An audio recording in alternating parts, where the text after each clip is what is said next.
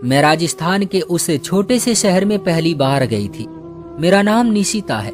मैं वहां पर एक बहुत ही ज्यादा जरूरी काम से गई थी। मुझे नहीं पता था कि उस जगह पर आकर मेरे साथ मेरी जिंदगी का सबसे अजीबोगरीब किस्सा पेश आएगा। मैं अकेली थी और मुझे शहर में रहने के लिए कोई जगह चाहिए थी। जब मैंने प्रॉपर्टी डीलर से बात की तो मैंने उससे कहा कि मुझे लाल हवेली के करीब कोई जगह चाहिए। उसने कहा इस हवेली के करीब ही क्यों? तो मैंने कहा कि मुझे इस तरह की हवेलियां बहुत ज्यादा पसंद है। उसका कहना था कि लाल हवेली के करीब जगह तो मिल जाएगी, लेकिन वैसे वहां ज्यादा लोग नहीं रहते हैं। आप अकेली हैं तो आपको वहां पर नहीं रहना चाहिए, क्योंकि उस हवेली के बारे में काफी अजीबोगरीब बातें फैलाई हुई हैं। मैंने कहा कि क्या मतलब? उसने कहा कि मुझे भी ठीक तरह से पता नहीं है, लेकिन कुछ अजीब कहानियां सुनी हैं। अगर आपको डर नहीं लगता तो फिर आपको एक हफ्ते बाद जवाब देता हूँ। मैंने कहा कि नहीं, मुझे डर नहीं लगता, आप वहीं रहने का इंतजाम कर दे। मुझे पैसों का कोई मसला नहीं था। वो भी खुश हो गया। और अगर ऐसी बात थी तो फिर ज्यादातर लोग तो ऐसी जगह पर रहना पसंद नहीं करते होंगे। यही वजह थी कि एक हफ्ते बाद ही उसने मुझे कॉल की और बताया कि जगह मिल गई है। मैं जगह देखने के लिए चली गई। जो फ्लैट मुझे दिया गया था वो ऊपर वाली मंजिल पर था। उसकी दीवार लाल हवेली की दीवार एक ही थी। मैं तो बहुत ज्यादा खुश हो गई और अपने नए घर में शिफ्ट हो गई। वो व्यक्ति मुझे अजीब नजरों से देख रहा था कि एक तो इस अनजान शहर में अकेली लड़की और ऊपर से रहने के लिए ऐसी जगह का चुनाव किया है। उसने जाते जाते कह दिया कि आप बहुत बहादुर हैं। मैंने जवाब नहीं दिया और अपने काम में बिजी हो गई। मैं यहीं रहने लगी थी। मैं सुबह अपने काम पर जाती और दोपहर का खाना बाजार से लेकर घर आ जाया करती थी। उसके बाद घर पर अपना काम किया करती थी और रात को भी देर से सोती थी। जिस जगह पर मेरे खाने का इंतजाम हुआ था ये एक किराए की फ्लैट वाली बिल्डिंग थी। मेरा फ्लैट सबसे ऊपर वाला था। यहाँ और भी लोग रहते थे। एक दफा दरवाजे पर किसी के आने की आहट महसूस हुई और मेरे पास एक औरत आई। उसने कहा कि मैं लोगों के घरों में काम करती हूँ, आप यहाँ पर नहीं आई हैं, अगर आपको भी जरूरत हो तो आप मुझे बता सकती हैं। मैंने कहा कि मैं अकेली होती हूँ इसलिए ज्यादा काम नहीं है, लेकिन कभी जरूरत हुई तो तुम्हें जरूर बताऊंगी। वो देखने में काफी साफ सुथरी थी, लेकिन अजीब सी थी। थोड़ी डरी हुई महसूस हो रही थी। शायद उसकी शक्ल ही ऐसी थी।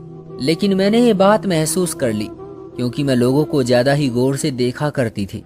दिन इसी तरह गुजरते रहे जब एक रात कुछ बहुत ही अजीब हुआ। मैं बैठी हुई अपना काम कर रही थी और हर तरफ बहुत ही ज्यादा खामोशी थी। जब मुझे उस खामोशी में किसी के चीखने की आवाज आई।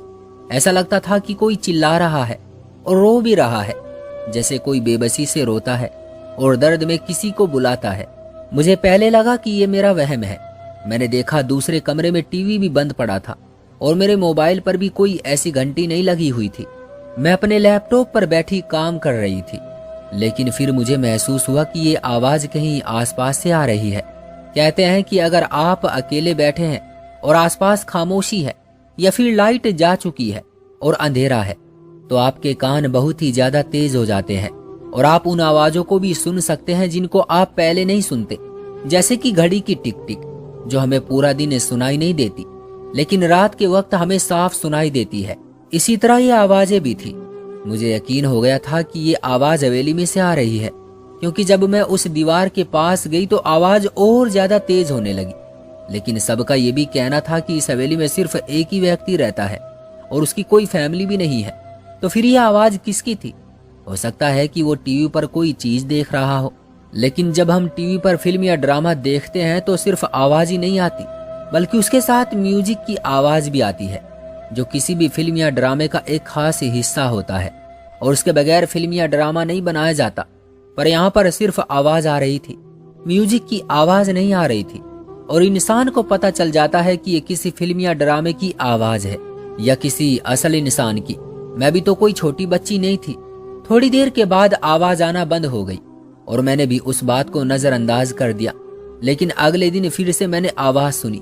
यह आवाज एक खास वक्त पर ही आती थी। मेरे दिमाग में प्रॉपर्टी डीलर वाले की बात गूंजी कि वहां पर तो कोई भी रहना पसंद नहीं करता। आखिर ऐसी जगह पर क्यों कोई रहना पसंद नहीं करेगा? जिस फ्लैट वाली बिल्डिंग में मैं रहती थी उसमें यूं तो 7 फ्लैट थे, लेकिन सिर्फ 3 में ही लोग रहते थे और वो भी शायद मजबूरी के तहत रहते थे। नीचे एक आदमी रहता था जिसकी शादी नहीं हुई थी और एक ही फैमिली रहती थी, लेकिन उनका भी सिर्फ एक छोटा सा बच्चा था। और उनके घर से भी कोई आवाज नहीं आती थी। बच्चा होने के बावजूद भी उस घर से शोर की आवाज नहीं आती थी। मैं सुबह नीचे उतरी तो वही औरत मुझे नजर आई जो सामान लेकर ऊपर आ रही थी। मैंने उसे नमस्ते किया। उसने नमस्ते का जवाब दे दिया। उसने कहा कि आप यहाँ रहने के लिए आई हैं? मैंने कहा जी। उसने कहा कि अकेली रहती हैं, आपको डर नहीं लगता? मैंने कहा नहीं।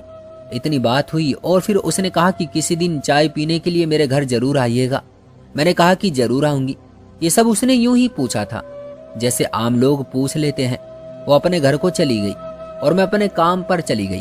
अगले दिन फिर से मुझे आवाजें आने लगी। कई बार तो मैंने ध्यान पूर्वक गौर किया, ये किसी लड़की की आवाज थी। मेरा काम ऐसा था कि मुझे अकेले ही आना जाना पड़ता था और लोगों से बातचीत भी करनी पड़ती थी। अपने काम के सिलसिले में भी मैं पूरा दिन न जाने कितने गैर लोगों से बात किया करती थी। नीचे एक दुकान वाला था जिससे मैं नाश्ते का सामान वगैरह लेती थी। मैंने उससे पूछा कि यह हवेली से कुछ अजीबोगरीब किस्म की आवाजें आती हैं, आपको इसके बारे में कुछ पता है क्या? उसने कहा कि जी हाँ, इधर से आवाजें आती है। इस बारे में तो सबको पता है। लड़कियों की आवाज होती है ना, कि जैसे लड़कियां चीख रही हो। मैं हैरान रह गई। मैंने कहा और तुम इतनी आसानी से बोल रहे हो, क्या हमेशा से ऐसे होता है? उसने कहा कि हमेशा से ऐसा ही होता है। मैंने कहा तो फिर क्या किसी ने पता करने की कोशिश नहीं की कि अंदर क्या हो रहा है? इस बात पर वो हंसने लगा। उसने कहा कि इतना बहादुर यहाँ पर कौन है मैडम कि अंदर जाकर पता करे?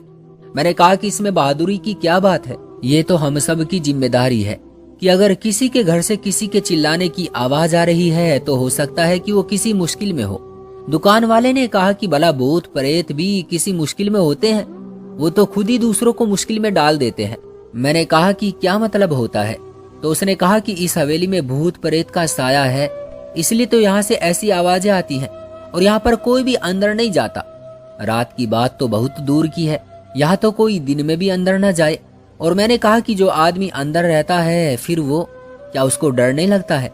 दुकान वाले ने कहा कि वो तो दिमागी तौर पर बीमार है और उसको क्या पता। एक इंसान को अपने आप का होश नहीं है तो उसे इस बात का क्या होगा कि कौन इंसान है और कौन भूत है। उसका खानदान तो सदियों से यहाँ रहता है। उसका पहले बहुत बड़ा खानदान था जो इस हवेली में रहता था। सब लोग मरने लगे और फिर उसने किसी से शादी नहीं की, इसलिए वो अकेला रहता है। जब वो मर जाएगा तो उसके खानदान का भी नामो निशान मिट जाएगा। उसका कहना था कि इस हवेली से तो न जाने कितनी कहानियां जुड़ी हुई हैं। कभी कोई कुछ कहता है तो कभी कोई कुछ कहता है। आपको मैं कितनी कहानियां सुनाऊं? मैं सोच में पड़ गई। मैंने अपने सामान को उठाया और उसको पैसे दे दिए। मैंने कहा कि मुझे सारी कहानियां सुननी है। वो हैरान हुआ, लेकिन मैं वहां से वापस चली गई।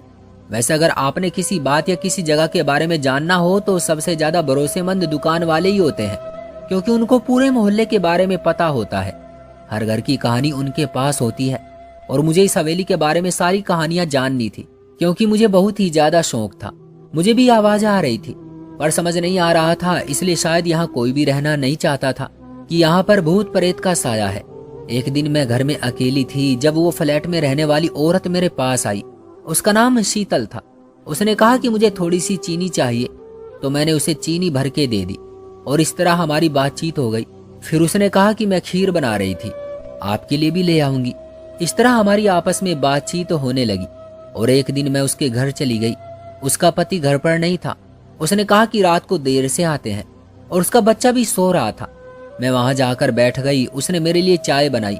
हम इधर उधर की बातें करने लगे। मैंने कहा कि ये हवेली से आवाज आती है, आपको इस बारे में पता है? उसने कहा कि हाँ, सबको पता है, हम लोग भी सुनते हैं। मैंने कहा कि कब से सुन रही हो? उसने कहा कि मुझे तो यहाँ आए हुए 1 साल हुआ है, तो 1 साल से सुन रही हूँ।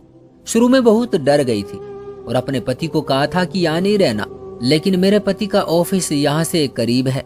अगर हम किसी और इलाके में रहते हैं तो उनको बहुत ज्यादा किराया भरना पड़ता है। मेरे माँ बाप का घर भी करीब है, इसलिए हम लोग यहाँ पर रहते हैं। लेकिन मुझे कभी कभी बहुत डर लगता है। उनको कहती हूँ कि अभी तो मेरा बच्चा छोटा है, लेकिन कल को बड़ा हो जाएगा तो ये भी डरना शुरू कर देगा। मैंने कहा कि क्या कभी किसी ने पता करने की कोशिश नहीं की? उसने कहा कि शुरू शुरू में जब ये सब शुरू हुआ तो लोग यही समझ रहे थे कि शायद अंदर कोई इंसान है जिसके साथ जुल्म हो रहा है, और मोहल्ले के कुछ लोग अंदर गए थे। लेकिन जब वो लोग वापस आए तो उनकी हालत ऐसी थी कि जैसे उनको सांप सूंघ गया हो। वो किसी से कोई बात ही नहीं कर रहे थे, जवाब ही नहीं दे रहे थे, सब अजीब तरीके से पेश आ रहे थे। पता नहीं हवा में बस किसी निशान को घूरते जा रहे थे। उसके बाद भी उन लोगों की हालत काफी समय तक ऐसे ही खराब रही और फिर आहिस्ता आहिस्ता वो नॉर्मल हो गए। 2 तो कहीं गायब हो गए। अभी भी उनमें से एक व्यक्ति है जो आज भी बोलता ही नहीं है और उसकी माँ कहती है कि इस हवेली में मेरा बेटा गया था और उसकी जिंदगी बर्बाद हुई है। मैंने उसके बारे में सुना और पूछा कि अच्छा वो कौन है, क्या तुम मुझे उसके बारे में बता सकती हो? उसने कहा कि आप यहाँ से इस तरफ जाएं तो एक काले कलर का गेट है, वहीं पर वो व्यक्ति रहता है। उसकी पत्नी भी है, माँ भी है उसके घर में, लेकिन वो कुछ बोलता नहीं है। मैंने कहा कि ठीक है। उसने कहा क्यों, आपने उसके घर क्यों जाना है? मैंने कहा कि नहीं, मैंने घर नहीं जाना, मैं तो यूं ही पूछ रही थी, लेकिन मैंने वाकई उसके घर जाना था। मैंने सोचा था कि जाकर पता करूंगी कि आखिर उसने हवेली में ऐसा क्या देखा कि वो इस तरह की हालत में चला गया। मैंने अगले कई दिनों से घर जाने का प्लान बना लिया। उसके घर के सामने भी एक छोटी सी दुकान थी। मैंने उस दुकान वाले से एक दफा फिर से पूछा कि क्या ये वही व्यक्ति है जो लाल हवेली में गया था? उसने कहा कि हाँ, ये वही व्यक्ति है और ये पागल हो गया है। मैं घर में दाखिल हुई, मैंने दरवाजे की कुंडी बजाई तो उसकी माँ ने दरवाजा खोला। मैंने अपने बारे में बताया और कहा कि आपके बेटे के बारे में बात करनी थी। औरत ने कहा कि आ जाओ। जब मैं घर के अंदर दाखिल हुई तो ये देखकर हैरान रह गई कि उनके घर में तो ऊपर वाले का दिया हुआ सब कुछ था, लेकिन मुझे तो ये बताया गया था कि उनका एक ही बेटा था और वो भी पागल हो गया था। फिर ये इतना कुछ किसने बनाया होगा? हो सकता है ये शुरू से ही अमीर होंगे। वैसे ये मोहल्ला शहर के काफी अंदर था और यहाँ पर सबके छोटे छोटे घर ही थे। ऐसा लगता था कि जैसे दिल्ली शहर के किसी घनी आबादी या किसी पुराने जमाने के बसे बाजार के जैसा ही माहौल है। भीड़ भाड़ जैसे इलाके और पुराने बाजार में लोगों के घर बड़े बड़े नहीं होते, वहां पर बंगले नहीं होते, छोटे छोटे घर होते हैं। क्योंकि बाजार भी होता है, बल्कि ऐसा भी होता है कि नीचे दुकानें होती हैं और ऊपर घर होते हैं। अंदर गई तो मैंने देखा कि उसका एक बेटा था जो हाथ में एप्पल कंपनी का टैबलेट पकड़कर बैठा था। उनके घर के बाहर कमरे में एसी लगा हुआ था।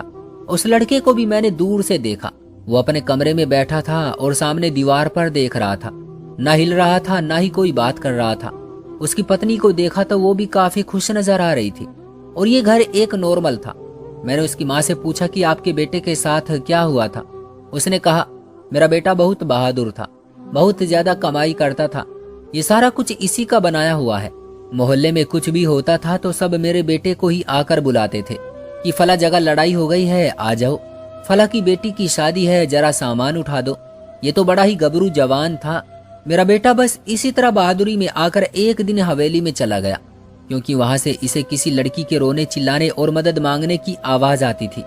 उसने सोचा कि किसी की बहन बेटी होगी, मदद करना मेरा फर्ज है, तो वहां पर चला गया और उसके साथ 2-4 लोग और भी थे। लेकिन जब वापस आया था उसकी हालत ऐसी थी। हमने भी बार बार पूछा लेकिन कोई जवाब नहीं देता है। मैंने कहा कि क्या मैं आपके बेटे से बात कर सकती हूँ? तो उस औरत ने कहा कि नहीं बेटा, अब तो डॉक्टर ने मना कर दिया कि इसके दिमाग पर बोझ नहीं डालना है, इससे इस विषय पर कोई भी सवाल नहीं करना है, नहीं तो इसको खतरा भी हो सकता है। थोड़ी देर के बाद उस लड़के की पत्नी आई और उसने टेबल के ऊपर शरबत का गिलास रखा। उसने कहा कि वैसे भी आप किस हक से आई हैं? हम तो आपको जानते भी नहीं है, आप क्या वक्त गुजारने के लिए जानकारी इकट्ठी करने आ गई हैं? तो मैंने कहा कि दरअसल मुझे भी आवाज आ रही थी, मैं यहाँ पर नहीं हूँ, इसलिए मुझे फिक्र हो रही थी। उसने कहा कि फिक्र करने की जरूरत नहीं है और हवेली के अंदर जाने के बारे में सोचिएगा भी नहीं, वरना आपके साथ भी ऐसा ही होगा जो मेरे पति के साथ हुआ है। और वैसे किसी के मामले में टांग नहीं अड़ाना चाहिए। आपको हमारे घर नहीं आना चाहिए था, आपके पास कोई हक भी नहीं है, फिर भी आप हमारा इंटरव्यू ले रही हैं और तहकीकात कर रही हैं। वो वहां से चली गई तो लड़के की माँ ने कहा कि माफ करना बेटा, जब से इसके पति के साथ ये सब कुछ हुआ है ये बहुत चिड़चिड़ी हो गई है। मैंने कहा कि कोई बात नहीं, मैं समझ सकती हूँ, और मैं वहां से चली गई। इसका मतलब कि सारा मोहल्ला यही समझता था और कहता था कि इस हवेली में भूत प्रेत रहते हैं। अब तो मुझे और भी ज्यादा शक हो रहा था, लेकिन मुझे ये राज जानकर ही रहना था कि वहां पर क्या था। फिर मुझे दुकान वाले ने एक और कहानी सुनाई। उसने कहा कि एक दफा यहाँ पर कुछ लोग आए थे जिनका कहना था कि हमने इस हवेली को खरीद कर यहाँ पर एक होटल बनाना है, लेकिन वो लोग भी यहाँ से पागलों की तरह भागते हुए निकले थे। पूरे मोहल्ले ने उनकी चीखें सुनी थी। उसके बाद तो ये बात तय हो गई थी कि हवेली में जरूर किसी भूत प्रेत का साया है जिसने उनको डराकर वहां से निकाल दिया। क्योंकि मालिक तो इसका वैसे ही बीमार रहता है। और ऐसा भी क्या कह सकता है कि जिसकी वजह से वो अच्छे भले सज्जन लोग जो इस हवेली को खरीदने के लिए आए थे पागलों की तरह वहां से चीखें मारते हुए बाहर निकल जाते। मैंने कहा कि इसका मतलब जो भी वहां जाता है उसके साथ कुछ बुरा होता है, सिवाय उसके मालिक के। उसने कहा कि ऐसा ही है, लेकिन उस मालिक के साथ कौन सा अच्छा हुआ है, वो भी तो चारपाई पर ही पड़ा हुआ है। मैंने कहा कि अगर कोई उससे मिलने के लिए जाए तो दुकान वाले ने कहा कि माफ करे बहन जी, कोई भी नहीं जाएगा। मैं तो सबको मना करता हूँ क्योंकि वो पागल है और अचानक से इंसान पर हमला कर देता है। आप क्यों पूछ रही है, आप जाना चाहती हैं क्या? मैंने कहा कि हाँ जाना चाहती हूँ। तो उसने कहा आप बिल्कुल नहीं जाइएगा, क्योंकि औरतों को देखते ही वो और ज्यादा पागल हो जाता है। एक रात फिर से मुझे लड़की के रोने और चिल्लाने की आवाज आ रही थी। मेरे दिमाग में एक अजीब सी बात आई। मुझे बताया गया था कि इस हवेली का मालिक बीमार है, चारपाई पर पड़ा है और दिमागी मरीज भी है। ये भी बताया गया था कि उसके खानदान के सारे लोग मर गए हैं और उसके साथ किसी ने शादी भी नहीं की है, उसके बच्चे भी नहीं है, फैमिली भी नहीं है। तो जाहिर है कि उसने कोई नौकर जरूर रखा होगा, इसके घर को साफ करता होगा। अगर हवेली के चंद कमरों में भी वो रहता होगा तो इस तरह का इंसान तो एक कमरे को भी खुद से साफ नहीं कर सकता, ना ही अपने लिए खाना बना सकता है। इसका मतलब कि उसके घर के काम कोई ना कोई तो करता ही होगा। लेकिन कौन था जो इसके घर के काम करता था? एक दिन वो नौकरानी जिसने मुझसे बात की थी कि अगर आपको नौकर की जरूरत हो तो मुझे बताइएगा, मेरे सामने से गुजर कर जा रही थी। तो मैंने उसे रोक लिया। मैंने कहा कि मुझे तुमसे काम करवाना है, लेकिन सिर्फ एक दिन के लिए। मैं तुम्हें एक दिन का 500 रुपये दूंगी। उसने कहा कि ठीक है। वो घर पर आ गई। मैंने उसको कपड़े निकाल कर दिए। नौकरों की आदत होती है कि वो काम करते हुए बातें बहुत करते हैं, लेकिन अभी तक ये खामोशी थी, वो अपना काम कर रही थी। जब मैंने ये बात छेड़ी, मैंने कहा कि कितने बच्चे हैं तुम्हारे, तो वो बताने लगी। और फिर मैंने कहा कि और कहाँ काम करती हो? उसने कहा इधर ही आसपास घरों में काम करती हूँ और हवेली में भी काम करती हूँ। मैंने कहा हवेली में काम करती हो, लेकिन वहां पर तो कोई जाता ही नहीं है। उसने कहा कि हम गरीब हैं बहन जी, हमें भूत प्रेत से ज्यादा भूख और गुर्बत से डर लगता है, इसलिए मैं वहां पर काम करती हूँ। मैंने कहा कि उसका मालिक कैसा इंसान है? उसने कहा कि वो तो चारपाई पर ही पड़ा रहता है। इंसान का तो तब पता चलता है जब वो कुछ बोले या कोई बात करे। वो तो बीमार रहता है और उसकी देखभाल करने के लिए एक डॉक्टर भी आता है और एक नर्स भी आती है। मैं तो अपना काम करने जाती हूँ और काम करके वापस आ जाती हूँ। मैंने कहा कि ये जो रात को वहां से आवाज आती है तुमने सुनी है? इस बात पर वो खामोश हो गई और उसने कहा कि हाँ मैंने सुनी है। मैंने कहा कि तुम कितनी बहादुर हो कि तुम्हें आवाजें भी सुनाई देती है और फिर भी तुम काम के लिए वहां पर जाती हो। दिन में काम करती हो या कभी कभी रात भी हो जाती है? उसने कहा कि कभी कभी रात भी हो जाती है। मैंने कहा कि अगर मैं पूरे महीने के लिए तुम्हें काम पर रख लूं तो मुझसे कितने पैसे लोगी? उसने कहा कि 10,000 रुपये लूंगी। मैं हैरान रह गई।